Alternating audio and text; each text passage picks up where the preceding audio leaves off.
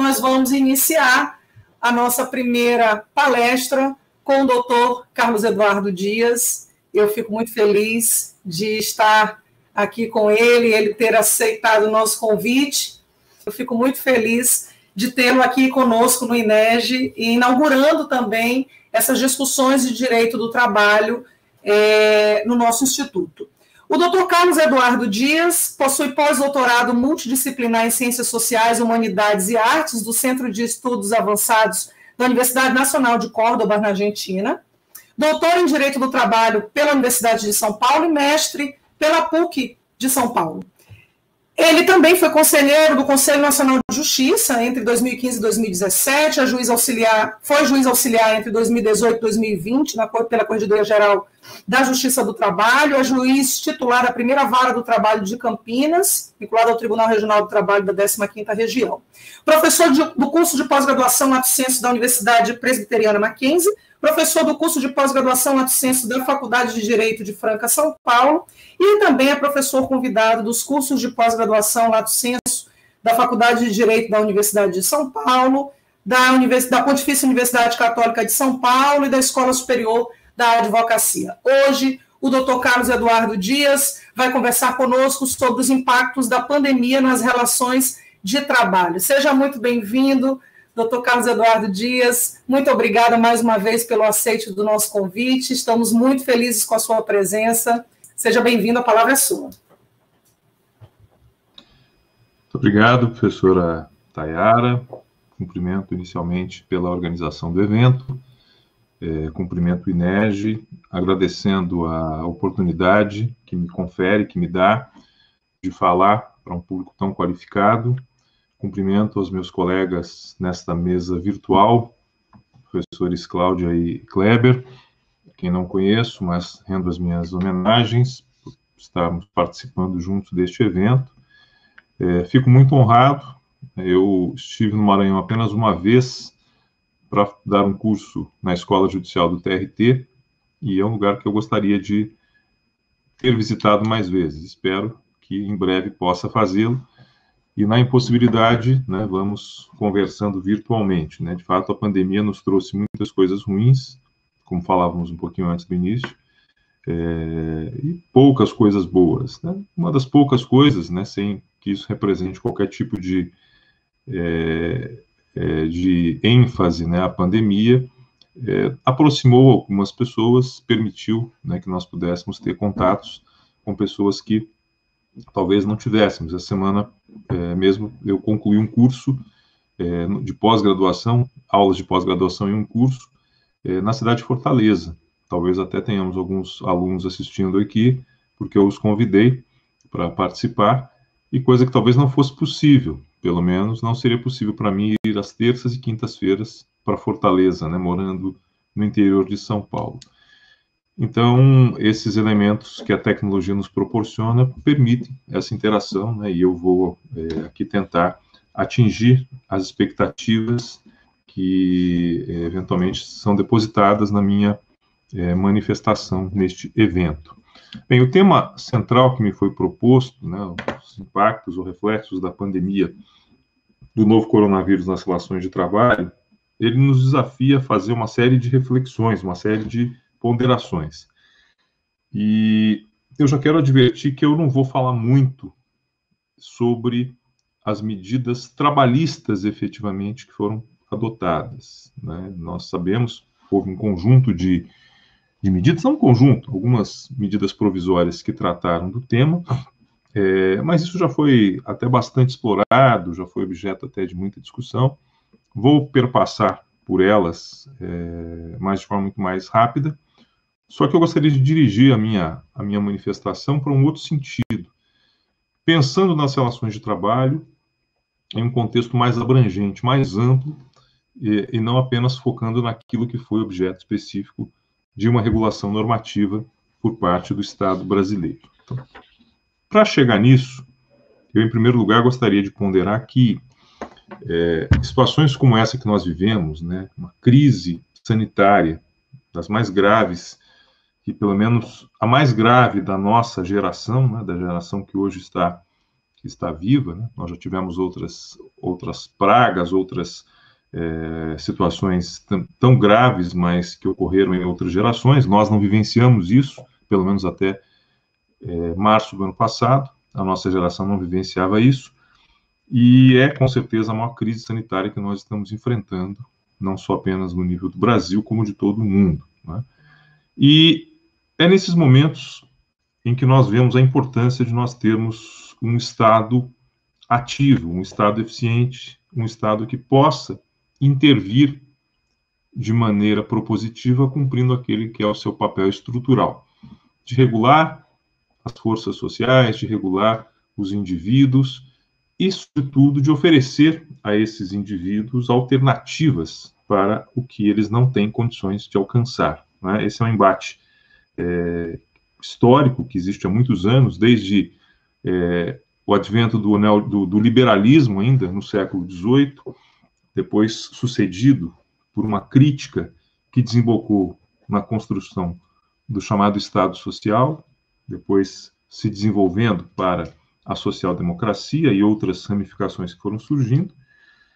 Depois entrou numa espécie de uma crise a partir dos anos 70, 80 do ano passado, quando surge de novo o chamado liberalismo revisitado, né, o chamado neoliberalismo, né, nos dizeres de alguns, indicando que haveria um esgotamento desse papel interveniente do Estado em relações privadas, pregando a primazia da livre iniciativa, a primazia do livre mercado e, sobretudo, da autonomia individual da vontade.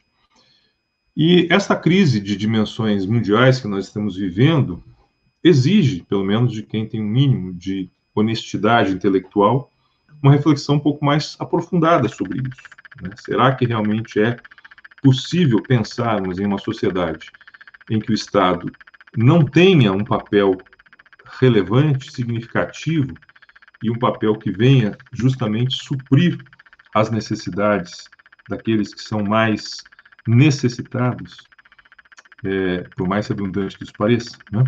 E a resposta nos parece muito evidente. Boa parte dos países desenvolvidos, inclusive países de capitalismo central, que estão na arena capitalista há muito tempo, que são os países cuja atividade econômica conduz à produção no mundo, né, adotaram medidas de natureza interventiva, não só interventiva nas condutas individuais, com práticas de lockdown, com práticas de isolamento social ou distanciamento social, como também medidas de natureza econômica, visando suprir as deficiências causadas na economia das sociedades por uma circunstância tão dramática, tão absurda como a que nós estamos vivendo, né? Uma verdadeira distopia que nós estamos enfrentando há mais de um ano, né, com essa necessidade do isolamento. Para quem ainda tinha dúvidas do quanto isso é importante, os Estados Unidos, que representam hoje, nos tempos atuais, de algum tempo já, a grande nação condutora do liberalismo, do capitalismo, em sua face mais recente, a partir da posse do seu atual presidente, assumiu uma postura que vai ao encontro disso que eu estou dizendo, né? Ao contrário do negacionista que deixou o governo recentemente, o presidente Joe Biden adotou um programa de medidas que são consideradas as medidas mais ousadas desde o New Deal que ocorreu na década de 30, quando, a partir da quebra da Bolsa de Nova York, a partir do que ocorreu, né, com a Bolsa de Nova York gerando ali uma quebradeira geral, foi necessária a adoção de medidas de política, de incremento da atividade econômica a partir da intervenção do Estado. Então, a nação que preconiza a liberdade econômica, que preconiza a livre iniciativa, preconiza o papel reduzido do Estado, se viu na necessidade de repensar isso e adotar medidas essenciais para, no mínimo, equilibrar as coisas que ficam naturalmente desequilibradas em momentos como esses que nós estamos vivendo. Isso se repetiu em várias outras nações, né, de maneira diferenciada, de acordo com o seu tamanho, com as suas necessidades, né, mas infelizmente não se viu no Brasil. O Brasil, para nosso desalento, ainda persiste 1 ano e meio quase depois do início da pandemia, numa fase de negacionismo, né? Nega-se a existência da doença, nega-se sua gravidade, negam-se as medidas necessárias para se combater a disseminação da doença, nega-se a política de imunização nacional, né? E ficamos nessa base da negativa, né? Com discursos vazios, discursos completamente desfundamentados e focados numa lógica que, como se mostra, é completamente equivocada, completamente distorcida, porque parte do suposto de que você tem que salvar a economia e deixar de lado as vidas humanas, quando a lógica naturalmente deve ser contrária a essa. Eu fiz toda essa contextualização para explicar que, na minha visão, as respostas que o Estado brasileiro ofereceu para a crise sanitária do novo coronavírus foram muito tímidas e muito débeis, para além dessa sua prática negacionista, desse verdadeiro incentivo que nós temos por parte do Poder Executivo Federal à disseminação da doença, né, com a negação do uso de máscaras, com a propagação de atos em que as pessoas não utilizam nenhum tipo de proteção. Também as medidas propositivas foram modestas. E aí eu chego nas medidas de natureza trabalhista. Nós sabemos que as medidas trabalhistas adotadas constituíram 2 medidas provisórias feitas em abril do ano passado, março e abril. Uma delas nem foi convertida em lei, caducou, né, ao fim do seu prazo de vigência, a medida provisória 927. A medida provisória 936 tornou-se a lei 14.020, porém, ela vigorou até 31 de dezembro. Né, e, além de não serem medidas suficientes, e já se mostraram insuficientes, desde a sua construção, na origem da sua construção, com várias discussões sobre a sua inconstitucionalidade, inclusive, quando venceu a vigência da lei, com essas medidas, com a inserção do chamado benefício emergencial, que substituía ou que suplementava, né, a ausência dos salários em função de suspensão do contrato ou de redução salarial, o governo federal demorou mais de 4 meses para reeditar essas medidas. Então, editou em abril de 2021 as medidas provisórias 1045, 1046 e 1047, que vieram a tratar dos mesmos temas, vieram a repetir aquilo que já havia sido lavrado nas medidas provisórias anteriores e que não surtiram efeito concreto, né? Até porque a proposição central que era colocada nessas medidas provisórias, com as medidas a serem adotadas, seria fundamentalmente a de preservar os empregos. E nós sabemos que isso não ocorreu. A quantidade de desempregados no Brasil tem aumentado a cada ciclo de mensuração, a cada mês, e no contexto em que a atividade econômica, no geral, está retraída, né, hoje com alguns pontos de melhora, que inclusive servem para tentar justificar o injustificável, mas isso tem outras razões, que não são efetivamente relacionadas à competência do governo federal em conduzir o assunto. O governo nos deixou, né, deixou toda a sociedade aí por 4 meses completamente à deriva em matéria trabalhista, sem nenhuma diretriz normativa a respeito, gerando uma série de inseguranças, de dúvidas, de lacunas, de problemas estruturais que depois vão naturalmente desembocar em ações judiciais na já atarefada Justiça do Trabalho.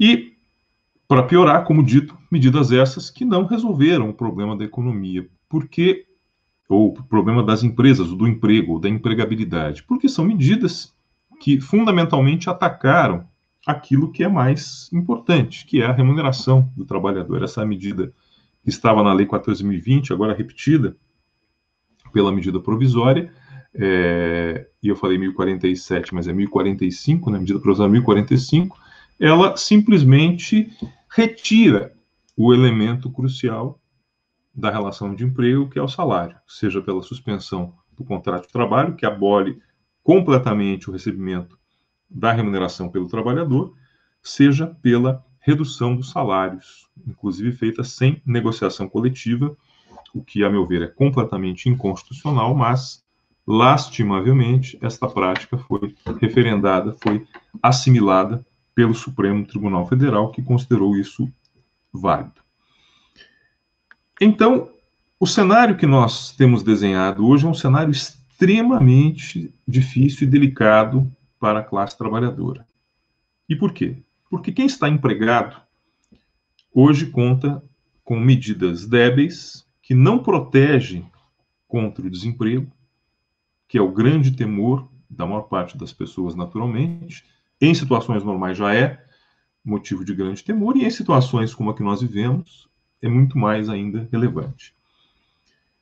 E também não protegem, ou essas medidas não protegem, não alcançam aqueles que estão naquilo que costuma se chamar de informalidade, mas nem sempre é exatamente uma informalidade.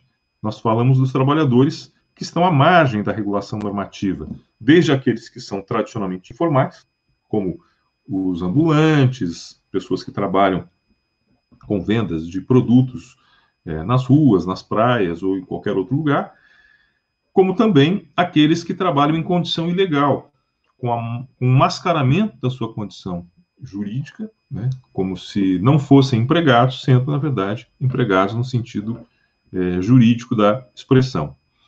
E aos quais se adiciona uma outra categoria de trabalhadores que já existe na nossa realidade há algum tempo, mas que eram, pelo menos até o início da pandemia, trabalhadores invisíveis para a maioria de nós, que são esses trabalhadores intermediados por plataformas eletrônicas ou por aplicativos, que estão, como todos sabem, à margem da nossa regulação. Não existe lei que regulamente o trabalho desses trabalhadores, e há ainda muita discussão, muita resistência quanto à possibilidade de eles serem reconhecidos como empregados dentro do nosso cenário jurídico atual. Há algumas decisões de primeira e segunda instâncias no sentido do reconhecimento do vínculo de emprego, outras desfavoráveis. No Tribunal Superior do Trabalho já houve decisão desfavorável e existem casos ali que vão ser julgados. Em breve se formará uma jurisprudência, mas não temos um prognóstico favorável a isso, pois há uma tendência muito forte no Brasil de não se reconhecer esses trabalhadores como empregados, ao contrário do que ocorreu já em vários países, inclusive em decisões nos Estados Unidos, em que se reconhece o vínculo de emprego, e são trabalhadores completamente aliados de qualquer proteção. Eu digo da sua invisibilidade e digo que ela foi recente, porque são trabalhadores que existem há muito tempo, nós utilizamos os serviços desses trabalhadores, seja no uso de transporte, para entrega de alimentos ou de outros produtos, né? Mas nós só nos demos conta do quanto eles são relevantes para nós no momento em que nós fomos impedidos de sair de casa em função da necessidade de isolamento social. Aí nós descobrimos o verdadeiro valor desses profissionais, que se expõem aos riscos, porque para que nós possamos ter o conforto de receber uma alimentação em nossas casas, receber um remédio, receber uma compra, ele tem que sair e tem que correr os riscos da exposição ao coronavírus, além de outros. E ainda ter o ônus de trabalhar sem direitos reconhecidos. E só enxergamos essas pessoas recentemente, né? Passavam por nós, muitas vezes em alta velocidade, para poder produzir mais, e nós não conseguimos enxergar. E aí que o Estado brasileiro peca de vez, porque essas pessoas não têm nenhuma resposta eficiente para o seu problema. Os sites de notícias nos dão informações aí reiteradas da situação de penúria, da precariedade na qual trabalham essas pessoas, né? Recentemente, uma foto que viralizou nas redes sociais foi a de um cadeirante fazendo entregas de alimentação por intermédio de um desses aplicativos. Ele era cadeirante e ali com aquela mochila, caixa-mochila nas costas, fazendo entrega de alimentos aqui em São Paulo. Um outro, há mais tempo, teve uma foto também viralizada quando ele foi flagrado fazendo entregas com uma bicicleta e tendo a sua filha pequena, criança, um bebê, sentada numa cadeirinha nesta bicicleta, né? Enquanto ele trabalhava, cuidava da filha, né? E os relatos dramáticos que aparecem desses trabalhadores e trabalhadoras, no sentido de que eles recebem muito pouco, né? Eles ganham muito pouco, até como medida de barateamento dos custos do serviço. O que acaba acontecendo é aquilo que tradicionalmente se faz, né? Se desconta na remuneração do trabalhador. E aquilo que para nós parece uma irrealidade, para eles é algo extremamente severo. E quando nós paramos para ler sobre isso, para olhar, para nos darmos atenção a isso, nós vemos o quanto é dramático.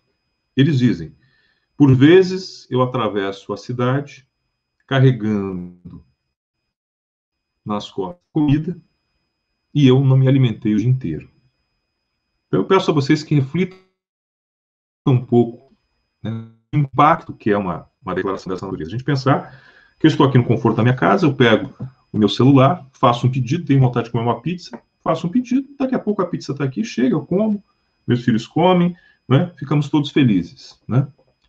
Mas eu parei para pensar que esse trabalhador que veio entregar pizza para mim pode não ter comido nada o dia inteiro. Quantas vezes eu pensei nisso? Eu confesso que eu não tinha pensado nisso até um dia que eu li matérias sobre isso. E essa semana voltou a sair novamente, né? No momento que nós alcançamos essa marca terrível dos 500 mil mortos, houve uma série de reportagens no site, no portal UOL, falando disso, do drama dessas pessoas que atravessam cidades como São Paulo, possivelmente acontece em São Luís e acontece em tantas outras cidades do Brasil, com alimentos nas costas, alimentos que eles não vão ter para si e possivelmente terão que juntar muito dinheiro para poder comprar, porque o que eles recebem é um valor ínfimo, né, comparado com o custo desses produtos, contando ainda que tem despesas com seus veículos e tudo mais. Então, nós hoje estamos vivendo no Brasil uma outra pandemia. Além da pandemia da crise sanitária, né, a pandemia da imbecilidade, né, que graça um número cada vez mais crescente de pessoas que negam a realidade à sua frente, né, mas também uma pandemia que não é nova, mas que é uma pandemia que se descortinou a partir da pandemia do coronavírus, do novo coronavírus, que é a pandemia da desigualdade. Eu já disse em outras ocasiões, né? O problema do Brasil não é apenas a desigualdade, mas é a profundidade do abismo que a desigualdade produz.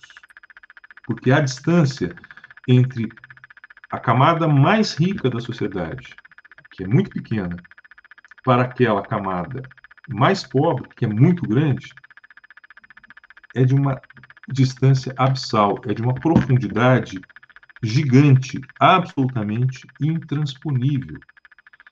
E é isso que nos leva à seguinte realidade, e tudo isso tem a ver com as relações de trabalho, por isso que eu estou associando isso ao nosso tema. Enquanto nós temos uma massa de pessoas que conseguiu se adaptar ao trabalho em casa, ao home office, alguns até para o bem, né? Aproveitando melhor a convivência com os familiares, aproveitando mais adequadamente o conforto da própria casa, não tendo aí o ônus do deslocamento, que em grandes cidades é sempre um problema, né?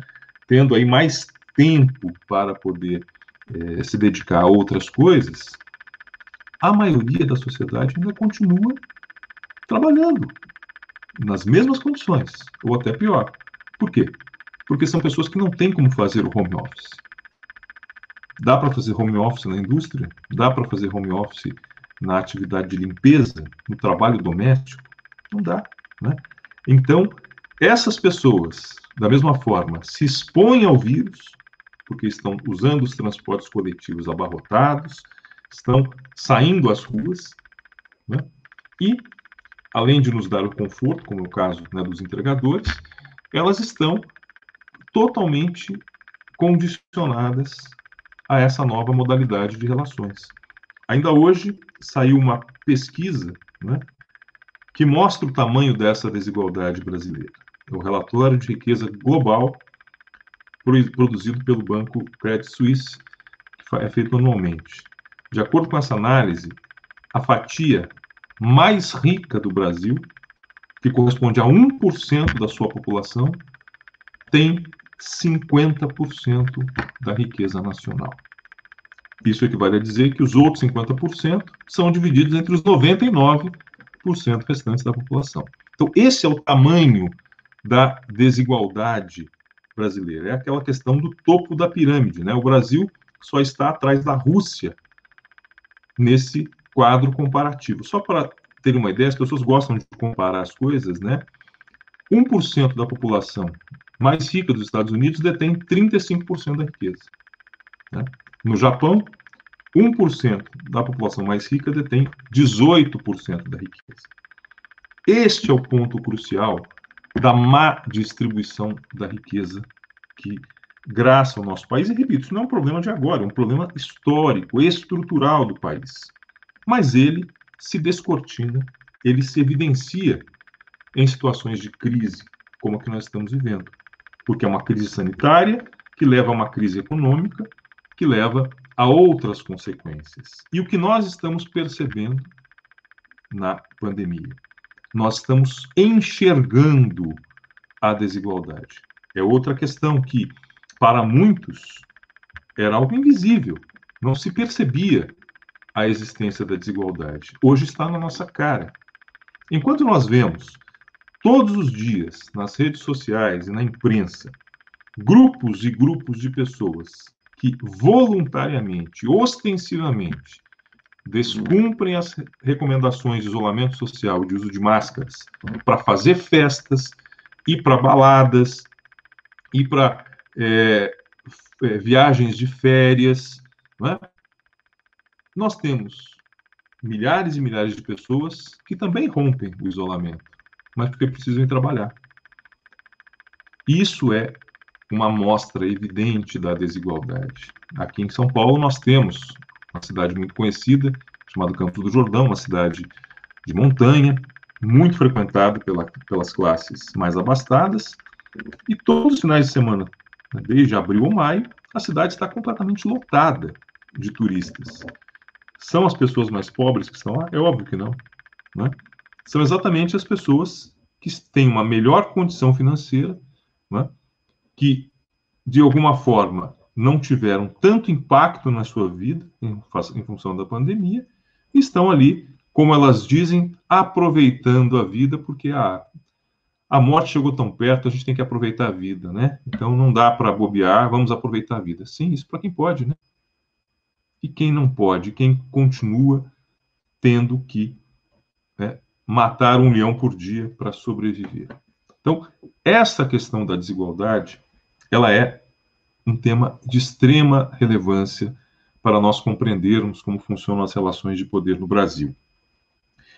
E é isso, né, que eu volto ao ponto central, que não se resolveu pelas medidas adotadas de combate e de prevenção da sociedade, né, com relação aos efeitos deletérios do coronavírus. Como eu disse, no âmbito trabalhista, o que se fez? Colocou-se em teletrabalho. Ótimo. E quem não pode? Né? Ninguém se preocupou com essas pessoas. Muito pelo contrário, continuaram expostas e superexpostas ao vírus. Reduziu-se salários, suspendeu-se contratos de trabalho, retirando o poder de compra dessas pessoas. O que compromete, inclusive, e aí vem outro grande equívoco desta lógica, o ciclo econômico dos pequenos produtores e pequenos comerciantes locais. É evidente, e aqui de novo um elemento da desigualdade que transparece, é evidente que os impactos da pandemia não atingiram grandes corporações. Ou se atingiram muito pouco. Nós vimos crescer, por exemplo, o tamanho das empresas que trabalham com vendas de produtos pela internet. Essas empresas, inclusive algumas que são muito conhecidas no Brasil, são brasileiras, outras que não são, mas são muito conhecidas, os chamados marketplaces, estão explodindo de vendas, porque as pessoas, na impossibilidade de ir ao shopping, passaram a comprar pela internet. Ótimo. Mas e o pequeno lojista, o pequeno comerciante que tem ali na esquina da tua casa, que não tem essa estrutura do marketplace, que teve que ficar fechado, obrigatoriamente, porque tinha que ficar mesmo? Ele foi prejudicado. E quais as medidas institucionais que foram realizadas para salvar ou proteger este pequeno comerciante, ou pequeno produtor rural? Nada. O foco principal sempre foi o das grandes corporações. Estas é que mereceram a atenção prioritária do Estado brasileiro nas normas de enfrentamento da pandemia. Os trabalhadores, os pequenos empresários, foram completamente ignorados por tudo isso, né? As medidas foram completamente insuficientes para dar ao país aquilo que nós precisávamos, que é garantir o isolamento social para impedir a disseminação do vírus e garantir um mínimo de atividade econômica recorrente. Claro, prejuízo todos tivemos, todos teremos, mas o papel do Estado era reduzir esses prejuízos, era atenuar esses prejuízos, de modo a não permitir que eles fossem tão vastos. Mas em matéria trabalhista, o que mais se fez foi o quê? Tirar salário. Então, tira o salário. Tirou o salário, qual a consequência disso? A pessoa não tem de onde tirar. Ah, recebe um benefício ridículo, de um valor irrisório, insuficiente para contemplar as necessidades da pessoa. E mais, como eu disse, olhem no texto de justificativa inicial das medidas provisórias, especialmente 936 e agora 1045, né? Programa de manutenção de emprego e da renda. Que emprego foi mantido? Né? Boa parte das pessoas que tiveram seus contratos suspensos ou tiveram redução salarial foram dispensadas logo depois, pouco tempo depois. Por quê? As medidas voltadas ao combate aos efeitos do coronavírus não foram realizadas a tempo e a modo adequado. Estamos aí, né, com uma parcela ridícula da população hoje vacinada, né? Coisa que poderia muito bem ter sido feita lá atrás e hoje teríamos um percentual muito mais relevante, muito mais significativo,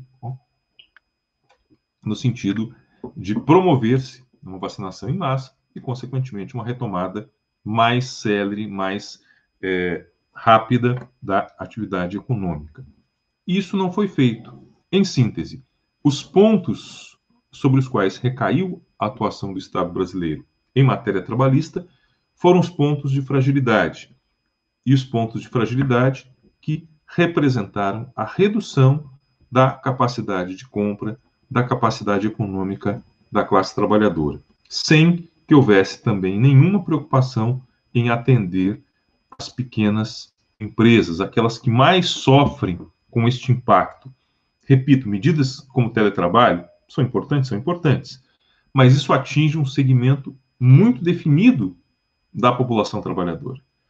São os trabalhadores intelectuais que atuam na área de prestação de serviços, aqueles que atuam em setores primário, setor secundário e mesmo na atuação na área de serviços em determinadas atividades, não tem como haver o teletrabalho. E para isso não tivemos nenhuma resposta eficiente do nosso Estado. O Estado brasileiro quedou-se inerte, como em quase tudo que diz respeito à pandemia, e, via de consequência, transferiu este problema para as costas da própria sociedade. E o que tem causado aí de resultado concreto é um acirramento, um aprofundamento severo desta desigualdade social já antes enunciada. Para fechar, eu quero apenas ponderar algumas coisas, sem ter aqui nenhuma intenção de fazer uma profecia do Apocalipse, né? Mas apenas um diagnóstico pelo que a gente observa do que vem acontecendo, né?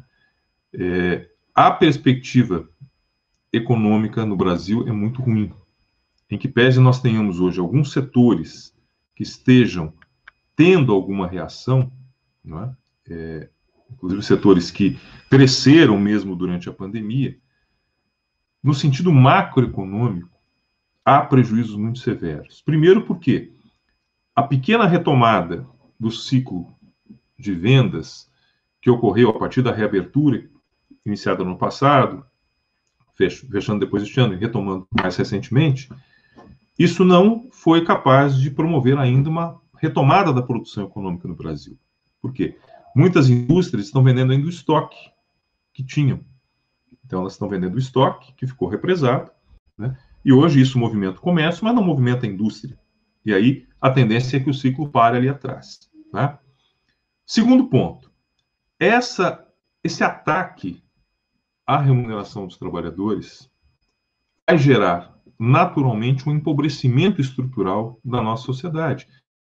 Tudo aquilo que se conquistou desde o início da década de 2000, melhoria na condição das pessoas mais pobres, inclusive adquirindo bens de consumo, podendo fazer viagens e coisas do tipo, que para muita gente foi um absurdo, né? Achava um absurdo. Isso se perde.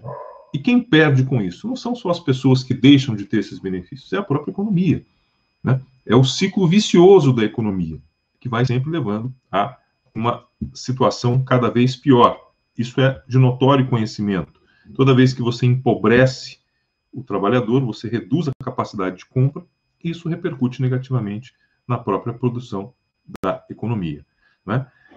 E como, infelizmente, nós ainda não temos um prazo, um tempo para que as coisas se amenizem no Brasil em termos de impacto do coronavírus, em função desta postura que ainda insiste o governo federal em adotar, do negacionismo, inclusive não fomentando, não incentivando a vacinação e ainda boicotando a vacinação em massa, né, sem ausência, inclusive, de uma campanha nacional, nós teremos ainda um ciclo muito ruim, muito perverso pela frente, até que possamos pensar numa retomada da atividade produtiva que possa melhorar os níveis do mercado de trabalho brasileiro. Então, em linhas gerais, minha querida Tayara, mais uma vez agradecendo pela oportunidade e dentro do tempo que me foi concedido, eu acho que eu procurei sintetizar aquilo que eu entendo que é a principal repercussão da pandemia, não apenas no direito do trabalho, mas no mercado de trabalho como um todo, né? Eu procurei fazer aqui uma exposição expondo os impactos no mercado de trabalho, não apenas do direito do trabalho, porque naturalmente uma coisa vai refletir na outra. E é como eu penso, repito, sem querer ser profeta do Apocalipse, mas fazendo apenas uma leitura daquilo que nós estamos identificando, né, a partir das práticas e políticas que vêm sendo adotadas desde o início dessa pandemia terrível que estamos todos vivendo. Com isso, agradeço mais uma vez o convite, a oportunidade de estar aqui e me coloco à disposição para quaisquer perguntas que eu possa eventualmente responder. Professor, eu estou aqui maravilhada, muito obrigada. Eu acho que o INEG hoje ganhou mais um presente. Eu, escutando a sua fala aqui, eu estava aqui pensando que há quase 2 meses atrás nós tivemos o primeiro seminário com o professor Juarez Cirino dos Santos, e muito do que você falou aqui, ele colocava as angústias dele nessa linha também. Eu estava pensando assim, gente, podia ter um evento com o professor Cirino e o professor Carlos Eduardo, ficava assim, 2 áreas que conectam muito bem. E eu acho que a linha do INEG ela é uma linha nesse sentido. Se a gente não pensar criticamente a partir do direito, né, porque eu acho que por dentro do direito a gente não consegue visualizar muitas coisas. Eu sempre digo aos meus alunos que o direito é extremamente pobre. Se a gente não ampliar o olhar, a gente não consegue raciocinar problemas jurídicos, né, e para além deles. Então, eu estava aqui pensando com a sua fala o que deságua nisso, por exemplo, no sistema de justiça criminal. Né? Todas essas pessoas que foram retiradas dos seus campos de trabalho, dos seus postos de trabalho, ainda que informais, quer dizer, sobretudo informais, essas pessoas são fortes concorrentes a ingressar no mundo do crime, principalmente pelo tráfico, que é uma forma mais rápida de adquirir dinheiro, porque a pessoa precisa comer, e isso é uma realidade muito, muito, muito evidente para a gente que trabalha na criminal, e também outras formas. Por exemplo, a gente tem um aumento imenso de furtos, roubos, latrocínios, então crimes patrimoniais como um todo são reflexos muito dessa dinâmica muito grave que nós estamos vivendo, né? E eu também fico pensando, e falava isso recentemente num curso que ministrei aqui, que a pandemia, na verdade, ela agudizou todos os problemas anteriores que nós tínhamos no Brasil, né? O Brasil nunca teve um Estado social, e aí, te ouvindo falar sobre essas questões trabalhistas, essas relações de trabalho precarizadas, a questão do subemprego, sempre foi uma realidade muito evidente no Brasil, e com a pandemia isso agudizou. Isso, em termos também no âmbito criminal, é a mesma coisa, né? Porque o sistema prisional caótico. Não, a gente só piorou, porque todos os problemas em relação à saúde dentro do sistema prisional ficou mais evidente com a pandemia, por exemplo, né?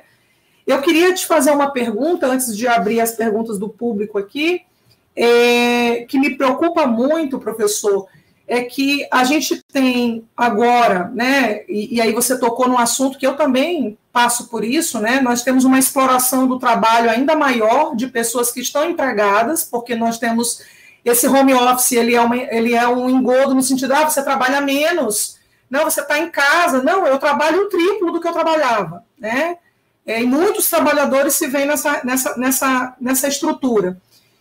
E a gente teve, né, como um todo, diminuições salariais, em alguns casos, diminuições extras absolutamente ilegais, sem comunicados adequados, antecipação desse comunicado e posterior redução, enfim, uma série de irregularidades de empresários, né, com seus trabalhadores, e eu percebo que essas tensões nas relações de trabalho, elas aumentaram muito.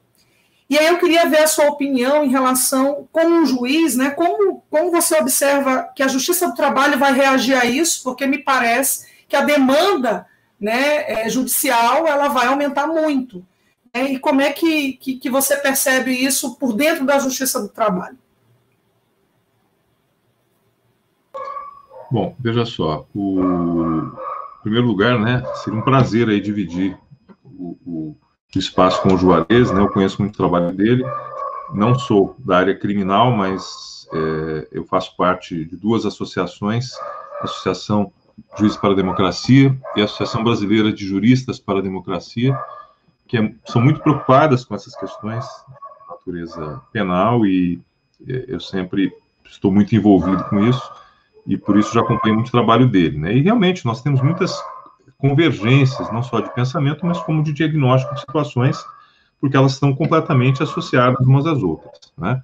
Então, seria um prazer, se fico à disposição, caso queira organizar algo nesse sentido.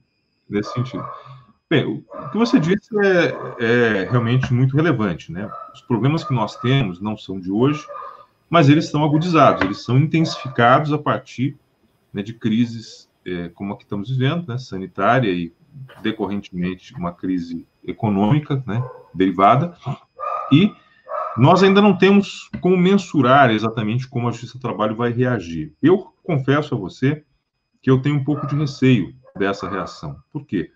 Porque de algum tempo para cá, a Justiça do Trabalho vem tendo uma mudança severa de perfil, né? E é uma mudança que tem sido uma mudança ruim, de certa maneira, porque há um viés mais conservador do que já houve, né? Inclusive nos juízes de primeiro grau, né? Quando eu ingressei na magistratura, havia muitos juízes progressistas, mas havia ainda um núcleo bem conservador. Depois isso mudou, né? Nós tivemos um período aí muito grande em que havia uma preocupação ostensiva da Justiça do Trabalho com a chamada justiça social.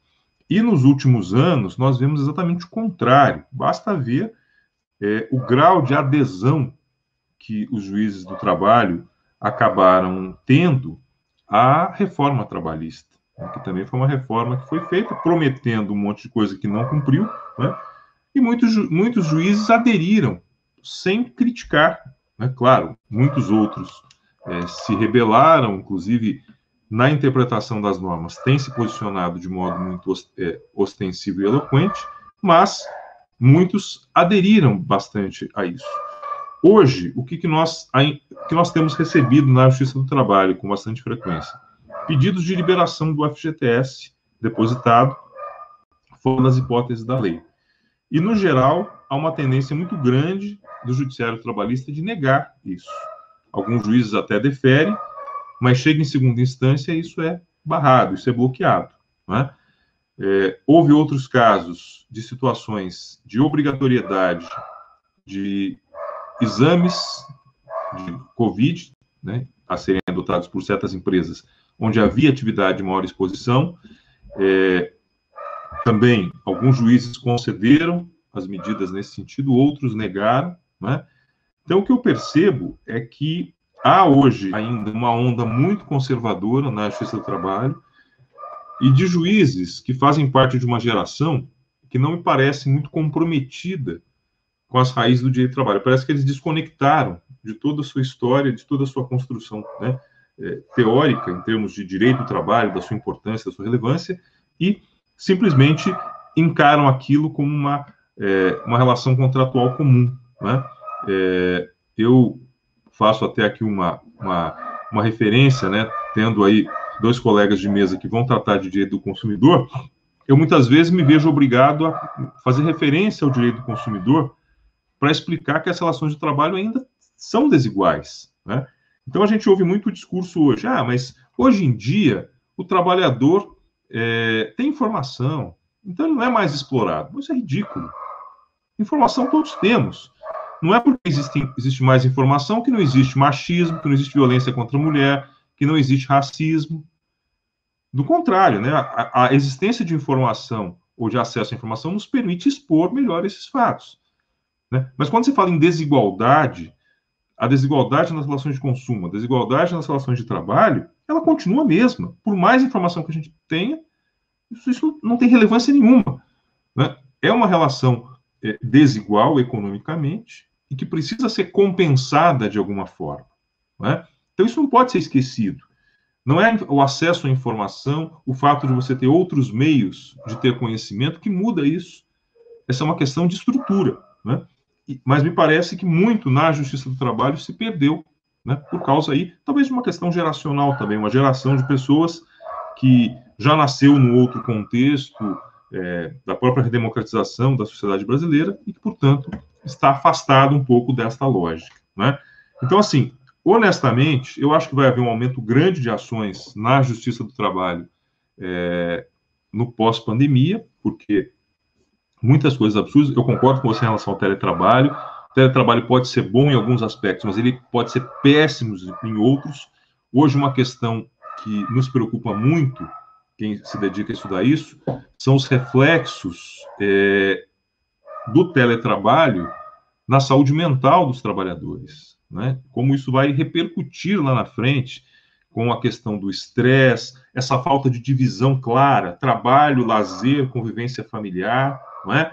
A depressão, trabalhar o dia inteiro aqui na frente, dentro de um ambiente como escritório, é depressivo, é opressivo e depressivo naturalmente, não é?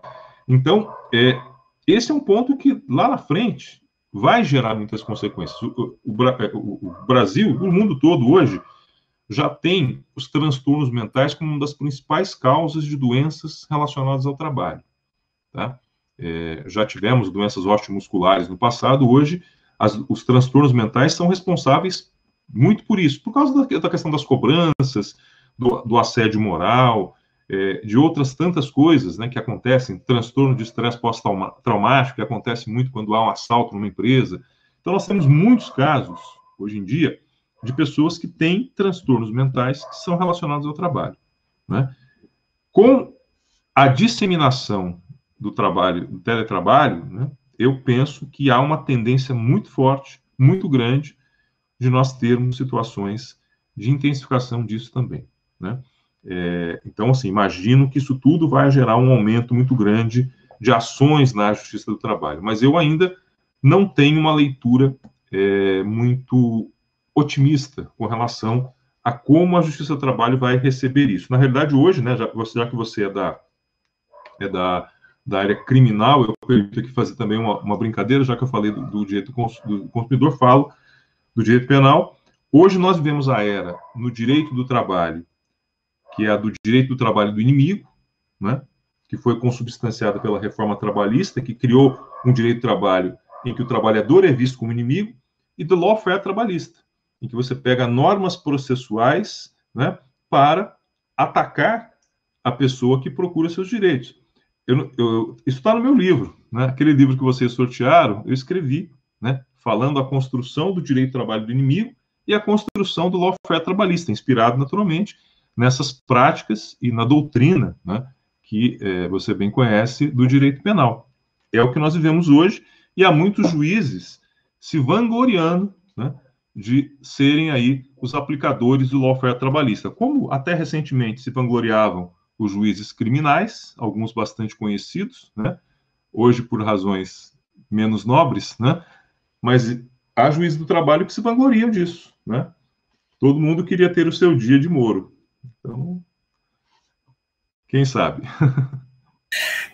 Não é uma boa opção, né? Ainda mais nos últimos julgados agora, se referenciar a Moro, não é uma boa opção. Professor, eu fico muito triste de perceber essa tendência aí da Justiça do Trabalho. Eu tinha, quando eu era estudante de Direito, eu tinha essa impressão, né, durante um tempo, exatamente essa percepção desse movimento mais progressista dos juízes trabalhistas. Mas eu, como nunca militei nessa área, eu fico um pouco mais afastada. Mas hoje eu tinha realmente essa preocupação, porque eu não tenho muito esse parâmetro. E aí agora o senhor me colocando essa posição aí, me causa muita tristeza, porque no direito penal é só o que nós temos, né? Nós temos aí um movimento absolutamente conservador em todos os aspectos. O processo penal hoje é muito complicado, e juízes que não têm nenhuma vontade, por exemplo, de estudar, de ler outras coisas, e os advogados, por exemplo, colocam teses inovadoras, o juiz ri a nossa cara, né, e diz que ele nunca leu, que o advogado está com devaneios, esse tipo de coisa, e é muito triste a gente pensar. O que também não me assusta, no sentido de que nós estamos num todo um processo conservador, e com, né, vide toda a nossa política aí posta, e a gente tem essa onda conservadora que é um reflexo direto na justiça como um todo, né? A gente tem uma última pergunta que diz o seguinte, do Rafael: professor, quais soluções jurídicas poderiam ser implementadas agora para incentivar a retomada da economia pós-pandemia, para incentivar não só o trabalho...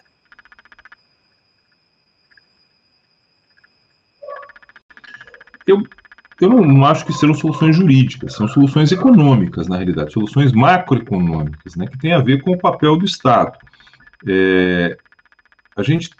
Nós temos, né, desde, sobretudo, meados dos anos 2000, 2010, né, da década passada, aquele discurso insistente do fiscalismo, né, de ter uma gestão totalmente alinhada com paradigmas fiscais, o que, de fato, do ponto de vista do investimento estrangeiro, é muito importante.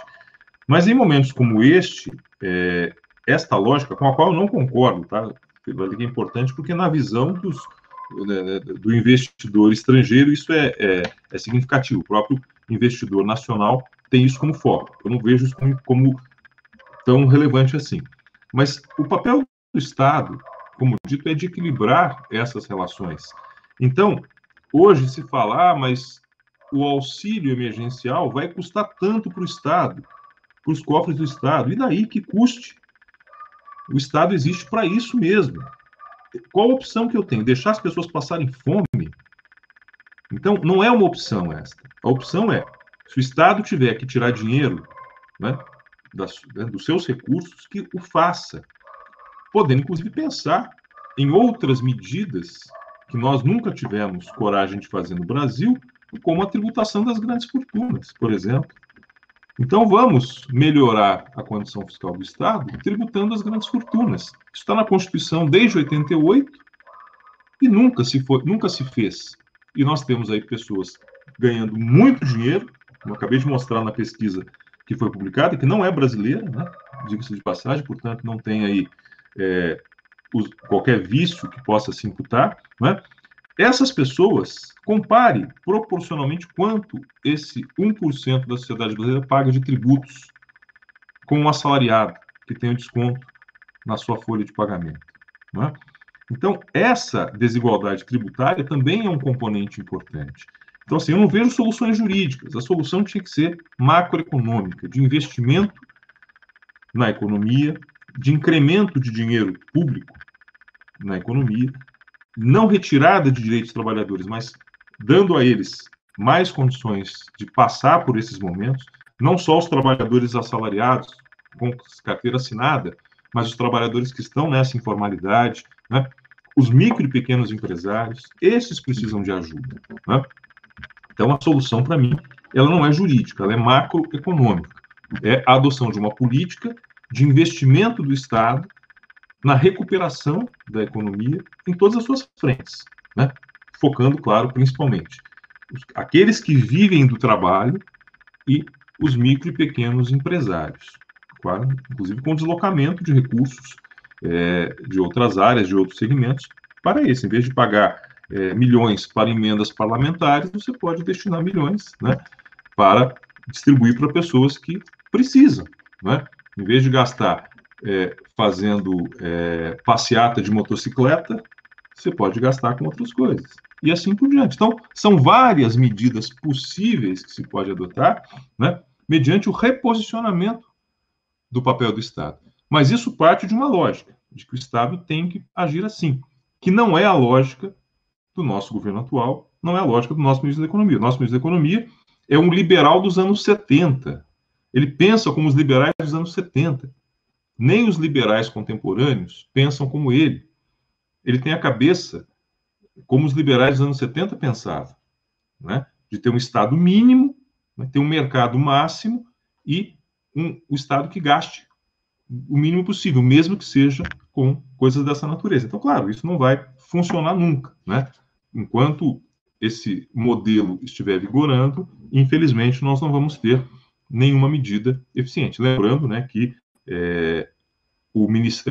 as antigas atribuições do Ministério do Trabalho hoje estão sob as asas do Ministério da Economia. Então, a regulação do trabalho no Brasil hoje também é conduzida com essa mesma lógica. Por isso que essa lógica perversa, né, de tirar salário. Em vez de você dar recursos para a pessoa sobreviver no momento de crise, você tira o salário dela, pensando apenas que a empresa vai ter dificuldade de pagar. Mas em criar um mecanismo, né, de compensação, tira-se o salário. Então, a solução, para mim, é macroeconômica, de reposicionar o papel do Estado. Em boa parte, como fizeram nos Estados Unidos agora, recentemente, né? E olha que estamos falando de um país com uma desigualdade muito menor que a nossa, em condições muito melhores de vida e tudo mais, né? Mas é algo nesta linha, isso é muito mais adequado ao que nós estamos precisando do que efetivamente o que está sendo feito.